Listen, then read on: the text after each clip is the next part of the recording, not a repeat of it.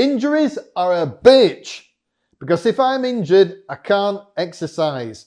If I don't exercise, I overeat. And when I say overeat, I mean like it's a competitive sport. Till it comes out of my nose like Play-Doh through my fingers.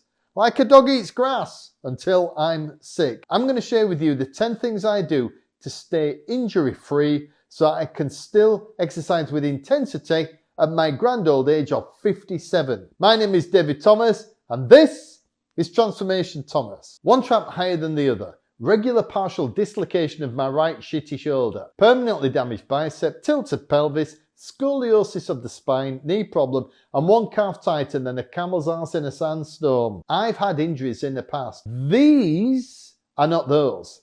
These are the long-term legacy issues that the injuries have created. There are 10 things I do that manage the issues I currently have and prevent injuries happening again. I'm going to share those with you today. I'm also going to tell you the one thing that I am not doing that I really should, because the benefit is so monumental. Number 1, address the problem. I had serious lower back pain for 20 years. A personal trainer suggested I go and see a chiropractor. The chiro took one look at me and said, "You do know you've got a tilted pelvis?" To which I replied, 2 points. No. And what the fuck is a tilted pelvis? He corrected it there and then. It took a few months for the nerves to realign, after which my back was transformed. Is it 100%? No, but it is better on a life-changing level. But a big Transformation Thomas top tip. If you do go and use a chiropractor, I strongly suggest you get one recommended by someone who has used them many times. On the one time I went and my guy wasn't free, another one stepped in and he hurt me and it took me ages to recover. 2, stop doing exercises that hurt. For years, I loved doing deadlifts, but they would crucify my back. It would take 5 or 6 days for it to recover, just in time for me to go back in and smash it up again. Eventually, I got sick of walking like a 90-year-old and I stopped doing them. My physique didn't look any different, and that taught me a really valuable lesson. There are literally hundreds of thousands of variations using gym equipment. Experiment, and if it hurts, don't do it again. 3, warm-up sets. Doing hard exercise without warming up the working muscle is absolute exercise suicide. I can't get up off the floor without warming up my knees for 10 minutes first. But I don't go too light. I do 2 warm-up sets with 50% of my heaviest weight, which gets the tendons, ligaments and muscles properly warmed up, ready for the working sets. 4, write down my current performance level. This is my beautiful board that I live by here in my home gym. On it are the exercises I do in each phase of training, and next to each exercise is how much I lift doing it. The reason I have all that info is so I know how much to lift. If I came in my gym feeling all spunky and awesome and grabbed any old weight, there is a decent chance it would be too heavy. But here's the thing, if I lift less than I could for an exercise, it just doesn't matter. I do more reps and I still go to failure, no injury. But if I lift more than my natural limit, then 20 seconds later, I'm in serious pain and injured for 3 months. And donuts are back on the breakfast menu. 5, use equipment that matches my age. You, yes you are old and fucked, just like me. And for that reason, there is no point in us bragging about what we used to lift back in the day. And in the gym, the very best equipment for us golden oldies, machines.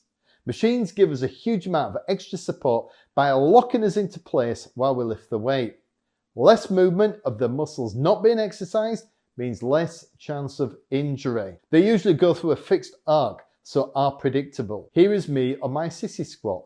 It locks my feet and lower part of my leg in place, and even though I am choosing the line of travel, up and down, the stress on my legs and more importantly my knees is stable and consistent. Plus, on a machine, if something goes wrong, it's usually possible to drop the weight down quickly and safely. I don't have any traditional machines here in my home gym, but the one thing that has been amazing are bands. I know, who knew? The most dangerous part of any exercise is when the muscle is at full extension. Take these chest flies. When using cables in a gym, the tension is just as high at the start of the rep as it is at the end. That is more likely to injure me. But with bands, I start with low tension at the top and build it through the rep. And if I want to make it extra hard, I hold it at the end of the rep and give it a cheeky little squeeze. 6. Perform perfect form. I only have one focus for this 5 months transformation: to look this good again. To that glorious end, I choose exercises that create maximum stimulation in the muscle, and then I focus on extreme form. I have the weight under complete control all the time. I move it through the correct arc for the exercise, and I adapt according to my body. One example of adaptation is doing dumbbell chest press. I used to go loo and get a really good stretch on the chest at the bottom, but that would hyperextend my shitty shoulder. Now I go down 60 to 70% of the weight. Still works my chest beautifully, but it also protects my shoulder. 7. Use lifting techniques to increase intensity without increasing weight. Go slow, 10-second reps, 5 on the positive, 5 on the negative. They'll have you crying like my 4-year-old grandson when I told him the Haribo factory had burned down.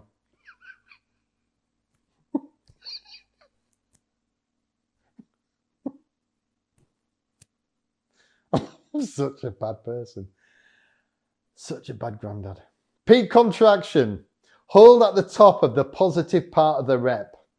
Drop sets. Once I reach failure in a set, I drop the weight 20 to 30% and go again. And if I'm feeling particularly masochistic, once I reach failure a second time, I might even drop and go again. A double drop is as much as I do though. German volume training. This is 10 sets of 10 reps with 60 seconds of rest in between. The weight stays the same across all 10 sets and is 60% of what I could lift with a 1 rep maximum. Very intense and brilliant muscle stimulation without having to lift massive weights. 8. Use low impact CV. Transformation Thomas top tip. If you're over 50 and go out running, stop it. Stop it! If you're carrying a big chunk of extra sausage like me, it will only end in tears and tears. Now, don't get me wrong, I used to love running. At 13, I started long distance running at home, and within a year, I came second in the annual cross-country schoolhouse competition. But now, it makes my body spasm just thinking about running for the bus. Plus, my options are limited with my back, shoulder, knee, calf issues, along with my scoliosis. I can't do either walking on the treadmill or rowing machine at a level that burns calories hard. And oddly enough, my legs give out before my lungs on the stationary bike, which defeats the whole object of doing CV at all. But the cross trainer, it's perfect. 0 impact. Only downside is my feet go to bloody sleep. So I have to mix it up between steady state, doing it at a constant speed, and high intensity, 1 minute hard, 1 minute rest. 9. Use support equipment.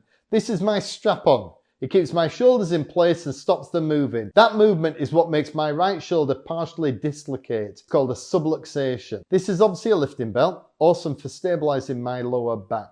I use hooks when I'm lifting on the shrug frame so I don't injure my forearms, which are not as strong as my traps.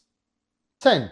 I accept I'm not a kid anymore. In my 20s, my muscles were made of elastic, and I was doing a personal best in the gym every week. But those days are so far behind me, it's like they never existed. But I am very good at one thing. I have almost no rear view mirror. The past is a place of reference, not a place of residence. I need to live like the 57-year-old guy that I am, not the 25-year-old kid I wish I still was. Push, absolutely. Train like a bastard, hell yeah. But within my limitations and with a view to lift until the day I join the meathead waiting room in the sky. Now, I said earlier that there is one thing that I'm not doing yet and really should be: yoga.